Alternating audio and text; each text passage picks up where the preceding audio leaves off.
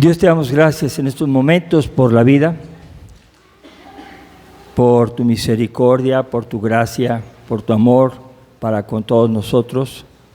Queremos, Señor, que seas tú glorificado en todo momento y que tu palabra halle cabida en nuestro corazón para meditarla y para ponerla por obra.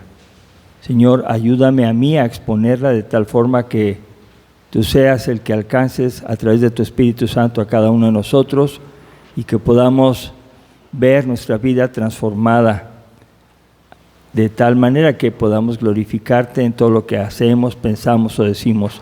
Te lo suplicamos y te damos gracias en nombre de Cristo Jesús. Amén. Amén. Bueno, el mensaje de hoy es continuación del libro de Efesios. Estamos llegando al final. Toda la armadura de Dios, toda. Y cuando decimos toda es que tiene varias partes y hemos visto por lo menos 6 son las partes importantes, necesarias para protegernos. Es necesario ponernos toda la armadura de Dios como un soldado bien equipado. Eso quiere decir la palabra panoplia del griego. Quiere decir un soldado bien equipado, es una persona que está completamente armado para lograr la victoria contra las fuerzas del mal en esos días malos que provienen del diablo y estar firmes, que quiere decir mantenernos estables como cristianos. No va a haber día que nosotros no tengamos alguna lucha, porque todo lo que sucede en la vida es una competencia entre las fuerzas del bien y del mal. Y entonces, si contáramos cada quien un testimonio en qué le fue bien y en qué le fue mal, pues no nos ajustaría las horas para que todos platicáramos.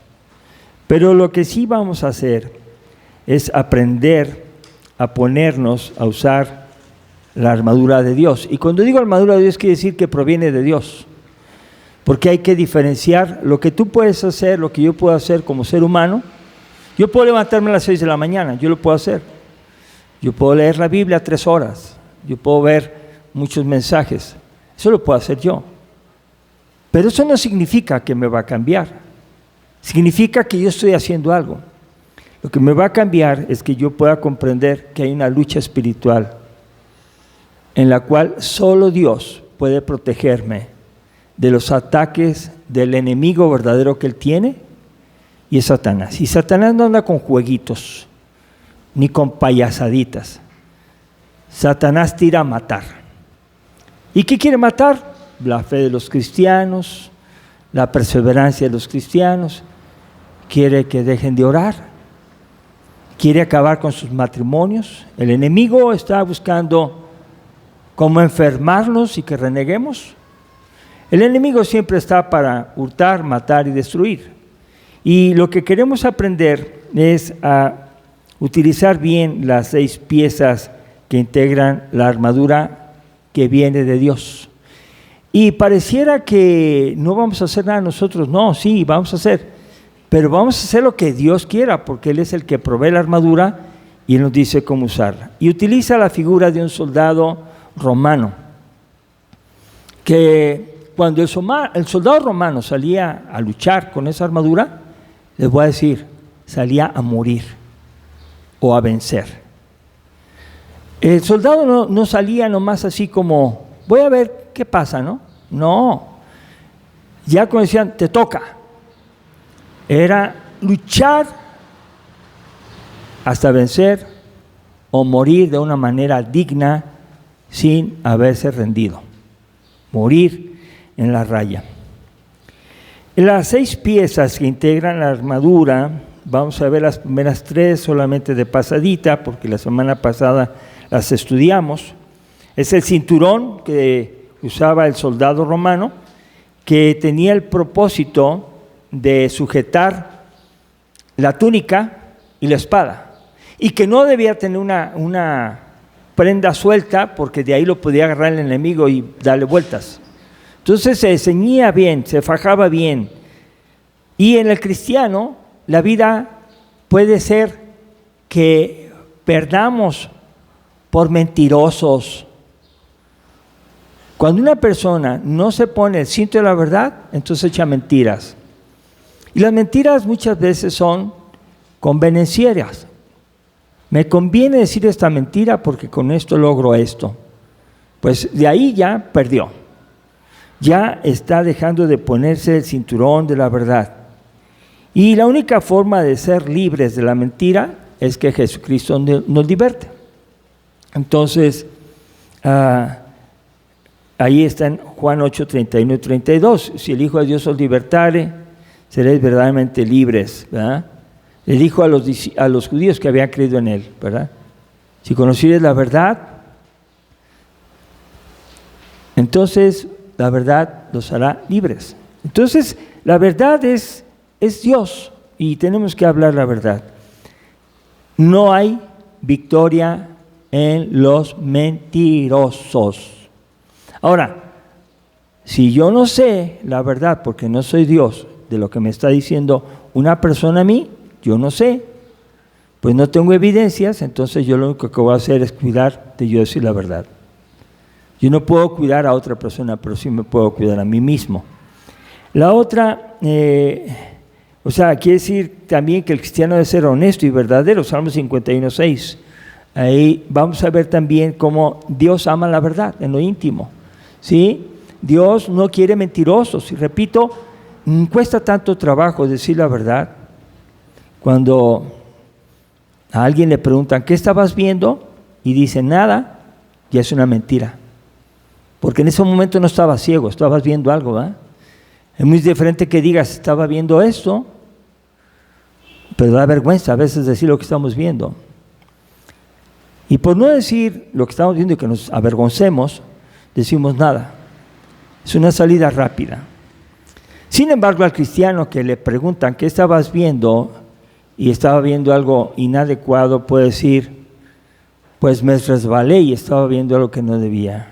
Gracias por preguntar, porque Dios te envió para ayudarme. La coraza de justicia quiere decir la mejor protección, la justicia, nuestra justificación ante Dios por Cristo. Romanos 8:1, vamos a leer solamente ese, los demás lo revisan en su casa. Ahora pues ninguna condenación hay para los que están en Cristo Jesús, los que no andan conforme a la carne, sino conforme al Espíritu. Quiere decir que el cristiano verdadero está justificado para vivir. ¿Y quién lo justifica? No sus hechos, sino Cristo Jesús, con su muerte en la cruz, y nosotros tenemos fe en Él. Y entonces cuando somos creyentes, nos hemos arrepentido, nosotros estamos ya con una coraza, un escudo muy fuerte. ¿Por qué? Porque esa coraza que está acá cubriendo el pecho y la espalda, soporta las acusaciones que manda el diablo. ¿Cuáles acusaciones? El diablo siempre va a estar acusando. En 1978 robé 10 pesos.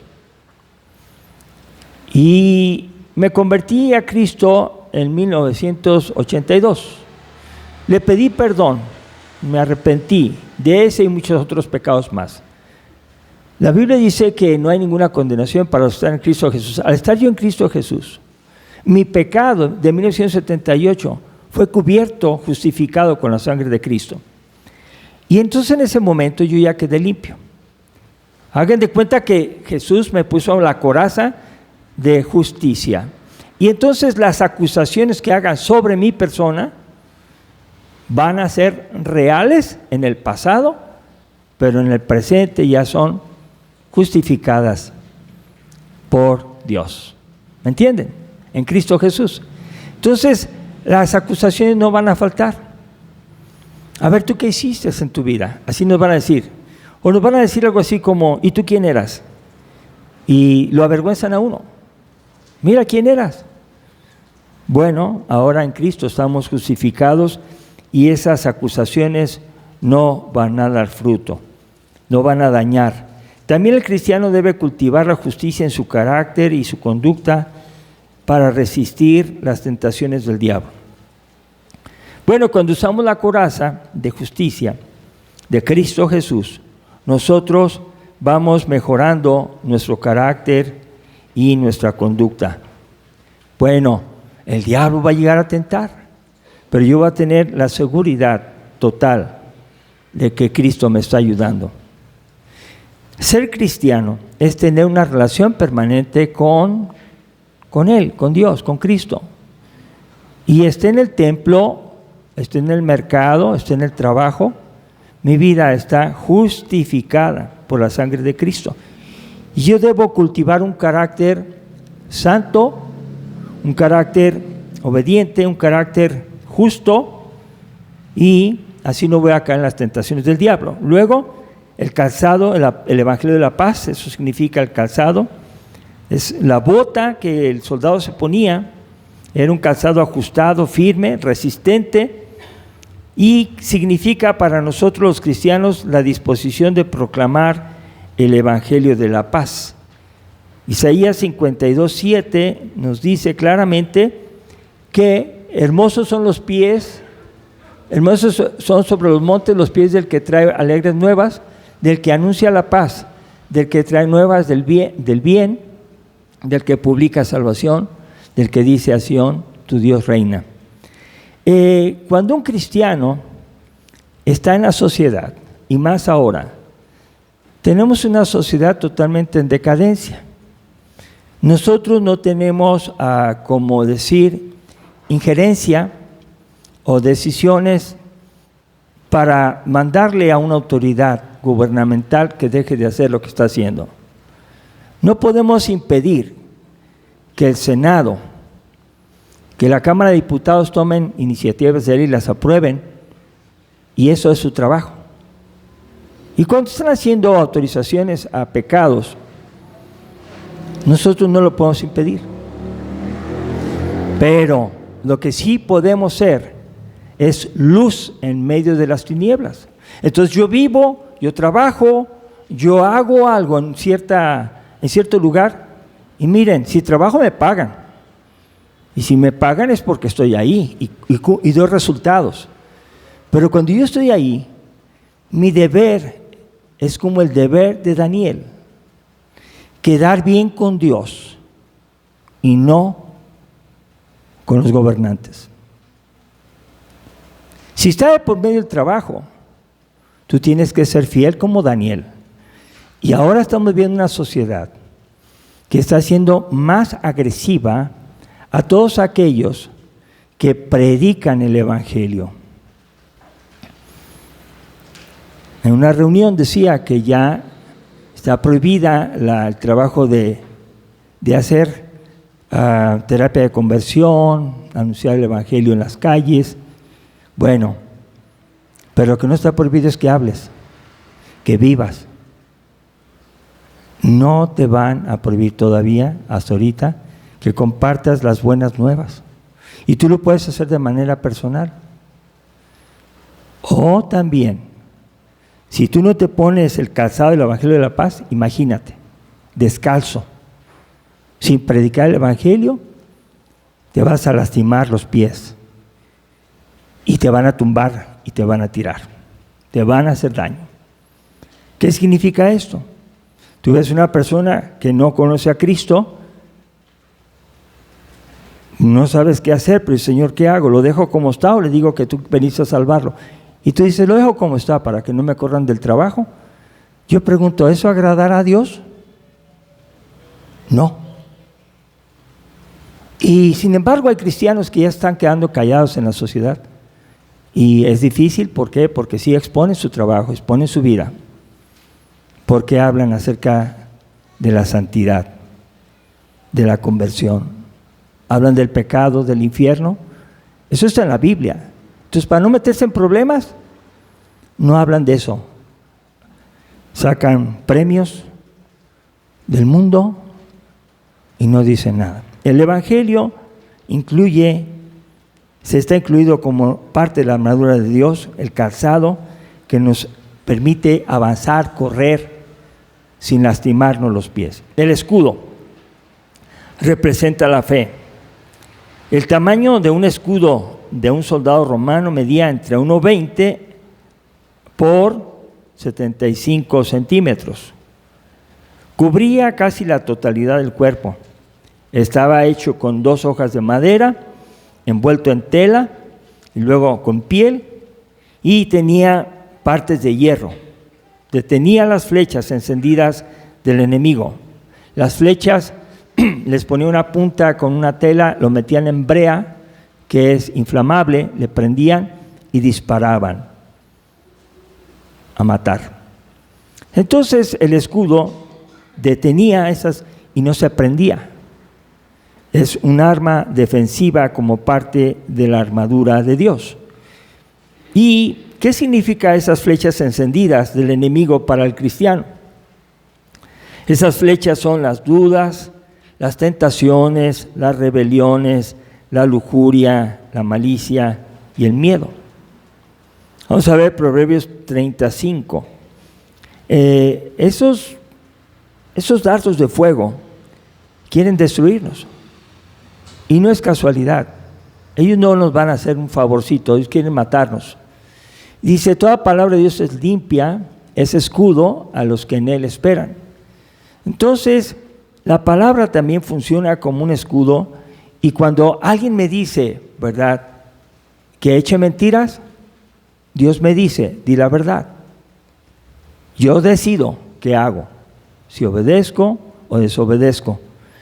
Pero la promesa es que un buen soldado, alguien armado bien de parte de la armadura de Dios, no va a caer, no va a ser derrotado.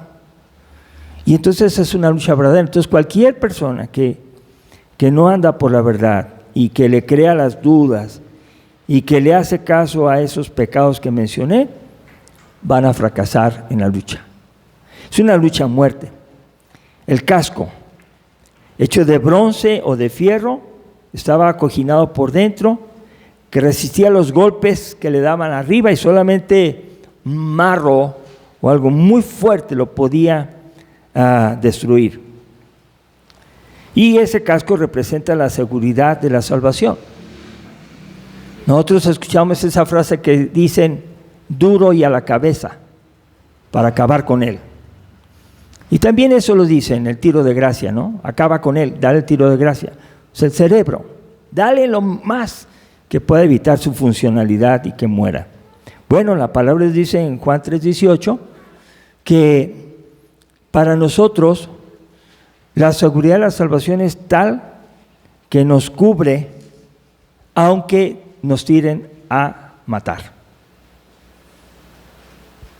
Miren, ustedes piensan que el diablo es inocente. No, no es nada inocente.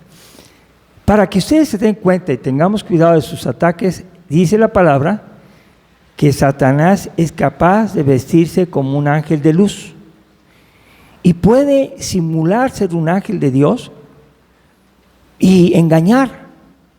Muchos engañadores hay. Y entonces tú no puedes darte cuenta de quién es esa persona, si es de Dios o no, hasta que lo observes y puedas decir a qué o qué quiere hacer conmigo.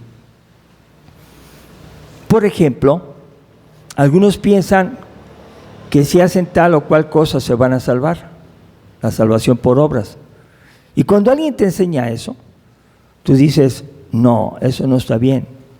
Yo estoy seguro de la salvación, no me la voy a ganar por obras. Entonces, aunque sea una persona muy espontánea, muy devota, que alza sus manos, que cierra sus ojos, que trae la Biblia, que no falta a los cultos, si es muy devota, pero está enseñando mentiras, es del diablo. No nos confundamos. Una persona que no está de acuerdo en la palabra, que contradice la palabra de Dios escrita, no proviene de Dios. Esa fue la estrategia de Satanás en el huerto del Edén, tergiversando, desviando, modificando la verdad de Dios. Bueno, entonces el escudo representa la seguridad de la salvación. Y Juan 5:24, versículo también conocido para evangelizar, es: de cierto les digo, el que oye mi palabra y cree que me envió, tiene vida eterna y no vendrá condenación, mas ha pasado de muerte a vida. Y una iglesia cristiana verdadera no se asusta de aquellos que le dejan, le amenazan, aquellos que lo ignoran, porque está seguro en Cristo. No hay nada que lo pueda tumbar. Ese duro a la cabeza no funciona porque tiene bien puesto el casco que resiste los ataques de las mentiras y daños que el diablo quiere hacer. Así te diga que tú no esto y lo otro, bla, bla, bla. Tú dices, Cristo es mi Señor y mi Salvador. No temeré lo que me pueda hacer el hombre. Entonces siempre va a haber personas francamente enemigas y va a haber personas hipócritamente amigas. O sea, pues, ¿qué vamos a hacer? Yo estoy seguro que Jesús me salva. Yo tengo que ponerme el casco. Y vamos a la espada. La espada es la palabra de Dios. La espada es un arma que todas las anteriores son para defender. Esta es para atacar. Y se menciona en Apocalipsis, al final, Apocalipsis 1:16, donde nos enseña que tenía el Cordero en su diestra 7 estrellas. De su boca salía una espada aguda de 2 filos y su rostro era como sol cuando resplandece en su fuerza. Lo que ahí se refiere a Jesús, está hablando, es la palabra de Dios. Y la palabra de Dios es más cortante que espada de 2 filos, que penetra hasta el alma, hasta separar los tuétanos, hasta llegar a lo más profundo. No hay nada oculto delante de él. Apocalipsis 2:12 dice, y escribe al ángel de la iglesia en Pérgamo. El que tiene la espada aguda de 2 filos dice esto. Entonces vean, se refiere a Jesús otra vez. La palabra de Dios es cortante. Y nosotros tenemos que usar la palabra también. Apocalipsis 19:15 dice, de su boca sale una espada aguda para herir con ella a las naciones. Y él las regirá con vara de hierro. Y él pisa el lagar del vino del furor, de la ira del Dios Todopoderoso. O sea, que quiere decir que tenemos un arma muy poderosa, que es la palabra de Dios. Y cuando yo tengo la palabra de Dios, no la tengo solamente que andar cargando. No, tengo que vivirla, tenerla en mi corazón y hacerla. Algo como esto. Hacer billetes con papel correcto. Que el banco produzca más billetes. No sirve si no está respaldado con oro en sus bodegas.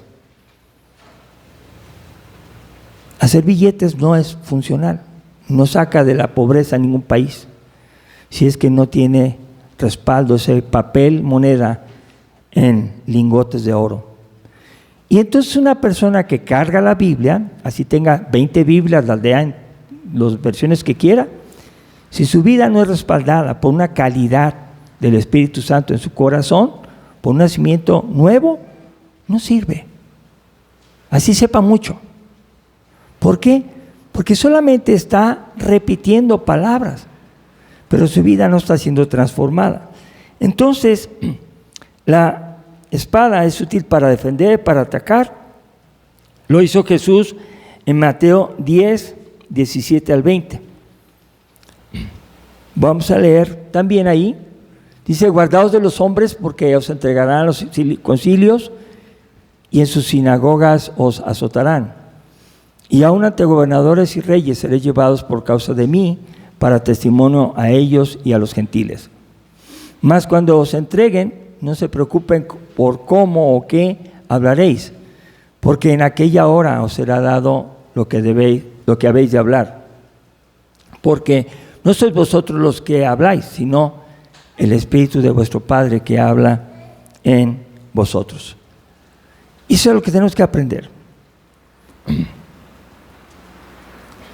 ¿Qué metes a tu corazón? ¿Qué lees? Eso va a salir por tu boca. Lo que tú ves, lo que tú estudias, lo que tú meditas, encarna en ti y toma presencia. Por eso es fácil descubrir a través de ese dicho que dice, dime cómo hablas y te diré con quién andas. La manera de hablar es un dicho inventado por mí, ¿verdad? Porque así no dice el dicho. dime con quién andas y te diré quién eres, ¿no? Yo le puse, dime cómo hablas y te diré con quién te juntas. Porque curiosamente hay personas que son dominantes y empiezan a moverle el pensamiento a otra persona, y si es cristiana esa persona, lo va a mover hacia Cristo. Y no va a haber problema porque va a hablar de Cristo. Pero si una persona es dominante en el sentido humano, cualquier otro diferente a Cristo, se va a ir pareciendo a esa persona. Y entonces va a ser una copia al carbón, una copia fotostática de esa persona. Nosotros tenemos que estar seguros que vamos a usar la palabra de Dios porque es más cortante que una espada de dos filos. Jesús lo usó en la tentación y lo usó 3 veces. Vamos a ver solamente Hebreos 4:12. ¿Recuerdan las tentaciones de Jesús que tuvo de Satanás? Fueron 3, ¿verdad? ¿Recuerdan? Una de ellas era: di a estas piedras que se conviertan en pan. Y la respuesta de Jesús: no, porque Cristo está, no solo de pan vivirá el hombre, sino de toda la palabra que sale de la boca de Dios. La otra tentación es: bueno, si tú, mira, a veces todos estos reinos, yo te los voy a dar, dijo Satanás. Y dijo: no lo voy a hacer, porque escrito está. ¿Qué dice? Le decía: aviéntate de arriba del templo, lo más alto. ¿Acaso Dios no mandará a sus ángeles para que tu pie no tropiece en piedra? Y Jesús dijo: no, porque escrito está: no tentarás al Señor tu Dios. ¿Y la última tentación cuál fue? Te daré todos estos reinos si postrado me adoras. Y él contestó: no, porque escrito está: al Señor tu Dios adorarás y a Él solo servirás. ¿Qué usó Jesús para defenderse? La palabra de Dios. Se la sabía, la vivía, y con eso puso en paz a Satanás. Y dice el Evangelio de Lucas, me parece, dice que se fue Satanás por un tiempo y regresó, obviamente. Bueno, entonces tenemos que predicar la palabra como espada para que ella haga el efecto en las personas que están necesitando, y más ahorita que la necesidad se ha vuelto un placer. Voy a decirlo otra vez: la necesidad se ha vuelto un placer. Ahora pecar es un placer. Ahora pecar hay que presumirlo. Ahora reprender el pecado se ha vuelto una condenación. Y si alguien habla de que no debemos hacer ciertas conductas diferentes a las que Dios diseñó para el matrimonio, para la familia, para el hombre y la mujer, se vuelve un enemigo. Por eso muchos no hablan. Y déjeme decirle, oremos por todos los que trabajan en activo. Yo ya estoy jubilado, pero trabajan en activo desde cualquier trinchera de trabajo, porque los están obligando a adoptar conductas inclusivas. Y el cristiano le está diciendo: no más que hables de la palabra, te corro. Entonces, no pueden hablar en público, pero ellos sí pueden hablar. Entonces la palabra de Dios debe ser predicada. Hebreos 4:12, ¿por qué? Porque la palabra de Dios es viva y eficaz y más cortante que toda espada de 2 filos, y penetra hasta partir el alma y el espíritu, las coyunturas y los tuétanos, y discierne los pensamientos y las intenciones del corazón. Hablar la palabra es dejar que ella haga su trabajo. No vamos a estar de acuerdo como cristianos con Satanás, como Jesús no estuvo de acuerdo con Satanás. Igual nosotros no vamos a estar de acuerdo. Entonces en Efesios 6, 18 al 20, nos quiere decir que toda lucha espiritual debe ser hecha bajo la dependencia de Dios en oración, en el Espíritu, en unión con su palabra. Y voy a leerlos. Dice así Efesios 6, 18 al 20. Orando en todo tiempo, con toda oración y súplica en el Espíritu, y velando en ello con toda perseverancia y súplica por todos los santos.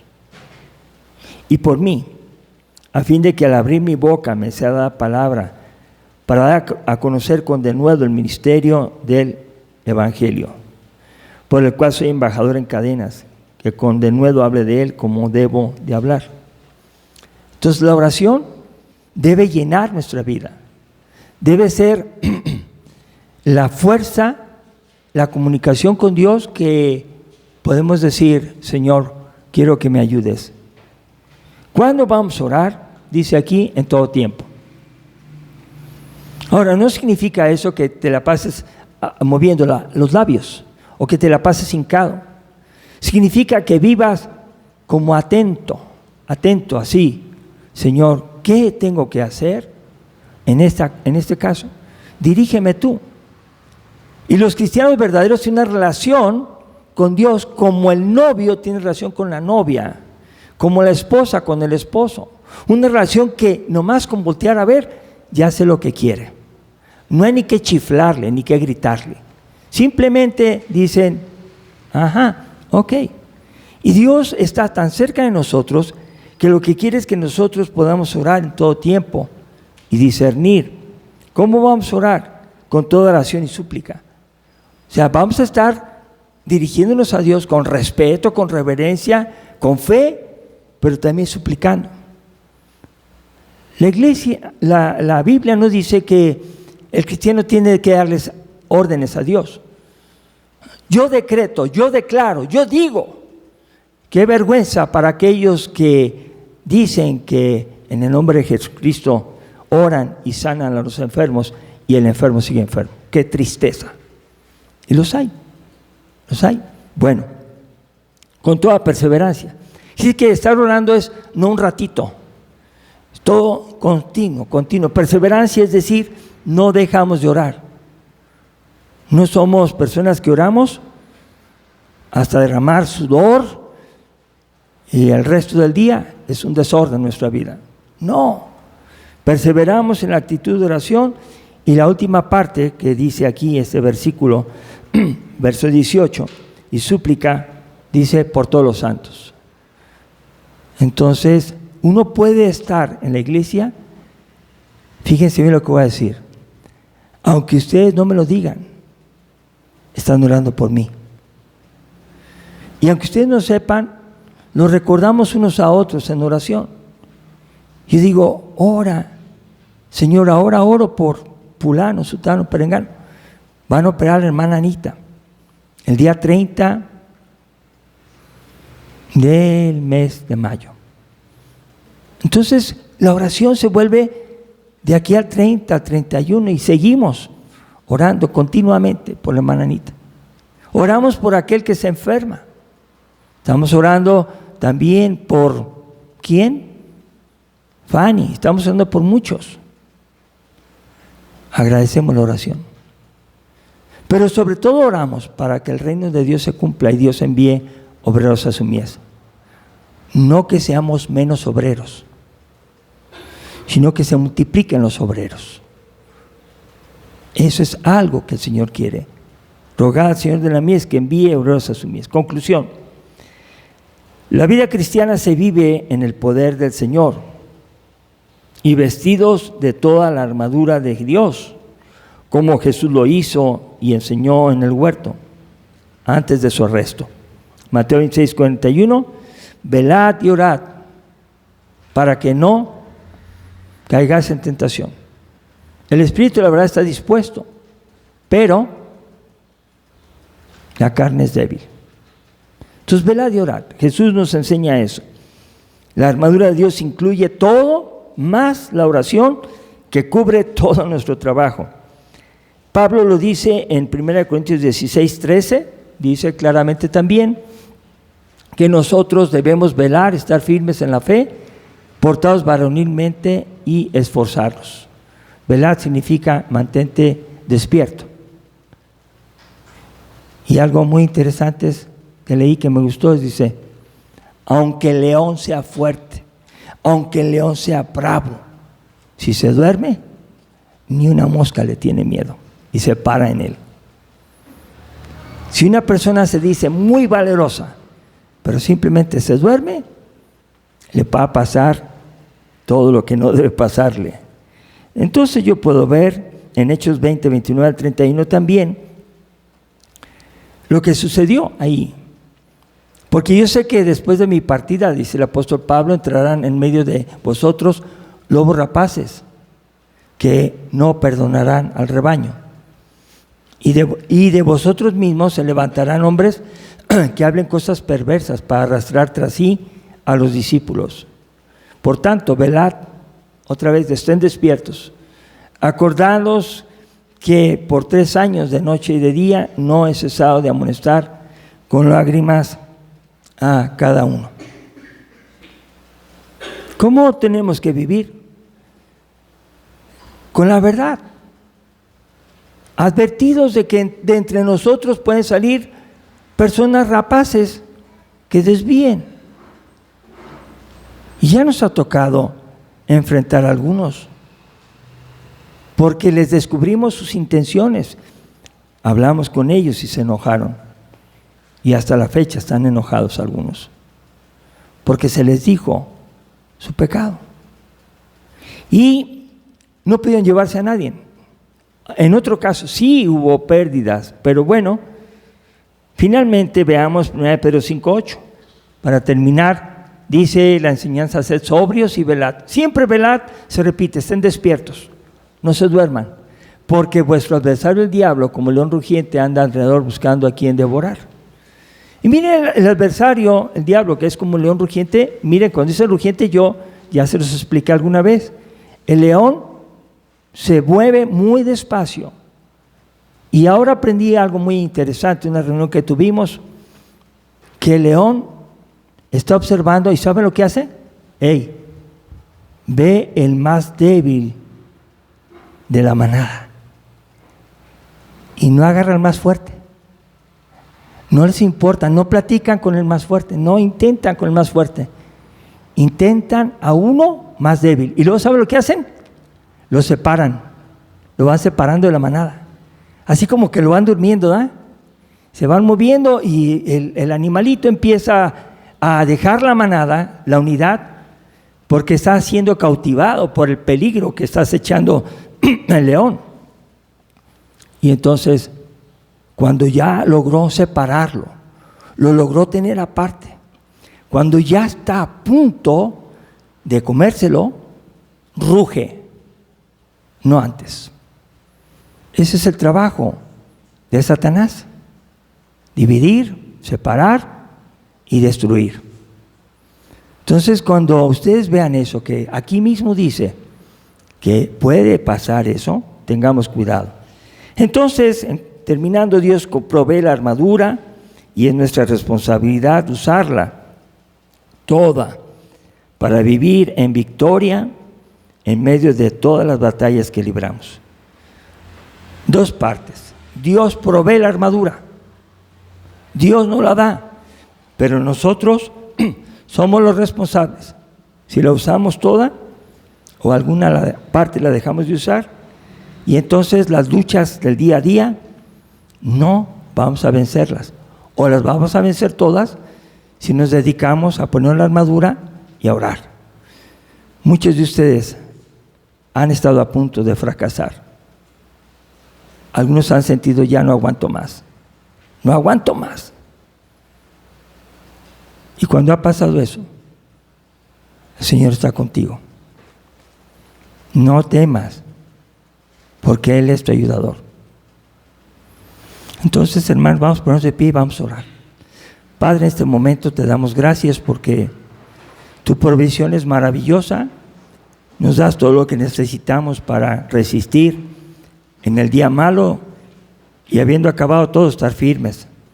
Gracias, Señor, porque nos consideras capaces de administrar la fuerza para ponernos y usar toda la armadura. Te pedimos, oh Dios, que nos ayudes a estar despiertos, atentos a tu palabra, y que estemos, Señor, orando sin cesar, para que no caigamos en tentación, para que podamos sembrar tu palabra. Y sabemos que el que no es de Dios no va a continuar, va a terminar un día mal. Por eso confiamos en ti, porque tú has dicho que seremos sostenidos por el poder de tu Espíritu Santo y nos sostendrás de aquí hasta la eternidad. Gracias, oh Señor Jesucristo. Amén. Amén. Dios los bendiga, hermanos.